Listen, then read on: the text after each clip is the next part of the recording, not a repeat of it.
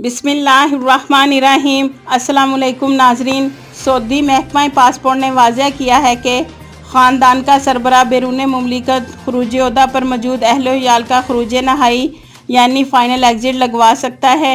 News की तफसील को आगे बढ़ाएंगे, मगर उससे पहले अगर आपने बसमा अरब उर्दू न्यूज़ को सब्सक्राइब नहीं किया तो उसे सब्सक्राइब कर लें और घंटी के बटन को प्रेस कर दें। फैमिली टैक्स का बोझ बर्दाश्त ना कर सकने वाले तारकीन वतन खरूज ओहदा यानी एग्ज़िट री एंट्री पर मौजूद अपने वतन गए हुए अहल-ए-इयाल को वापस बुलाए बगैर खरूज नहाई यानी फ़ाइनल एग्ज़िट लगवा सकते हैं। महकमा पासपोर्ट सऊदी अरब में मुकीम एक गैर मुल्की ने सवाल किया है कि मेरी फैमिली जो कि खरूज ओहदा बैरून मुल्क मौजूद है और अभी आयद पाबंदियों की वजह से वापस सऊदी अरब नहीं आ सकी, तो मैं अपनी फैमिली को सऊदी अरब वापस नहीं बुलाना चाहता क्योंकि मेरे हालात इस बात की इजाज़त नहीं देते कि मैं अपनी फैमिली को सऊदी अरब बुलाकर खरूज नहाई लगवा कर दोबारा वतन वापस भेज सकूं। महकमा पासपोर्ट ने इसका जवाब यूँ दिया कि फैमिली का सरबराह अपनी बीवी और बच्चों का फ़ाइनल एग्ज़िट ऐसी सूरत में भी लगवा सकता है जब वो एग्ज़िट री एंट्री गए हों। नाजरीन, जवाज़ात ने वाज़ह किया है कि आपकी फ़ैमिली सऊदी अरब में पहले मुकीम थी और आपने उनको एग्ज़िट री एंट्री अपने वतन भेज दिया और आप खुद सऊदी अरब में मौजूद हैं।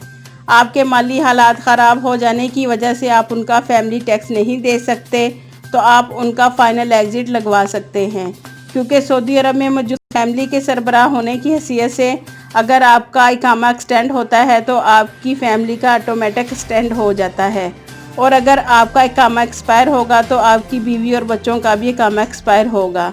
इसलिए आप फैमिली के सरबराह होने की वजह से आप उनका फ़ाइनल एग्ज़िट लगवा सकते हैं।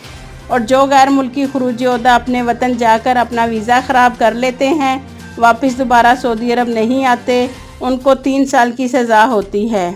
वो तारकीन वतन 3 साल के बाद दोबारा सऊदी अरब आ सकता है, मगर आप अपने फैमिली को खरूज ओहदा पर रवाना करके भी सऊदीया में रहकर फ़ाइनल एग्ज़िट लगवा कर उनको दोबारा फैमिली विज़िट पर भी बुला सकते हैं ताकि आप फैमिली टैक्स से बच सकें।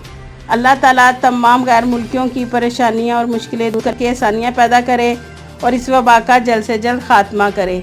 आमीन। आपके कीमती वक्त का शुक्रिया।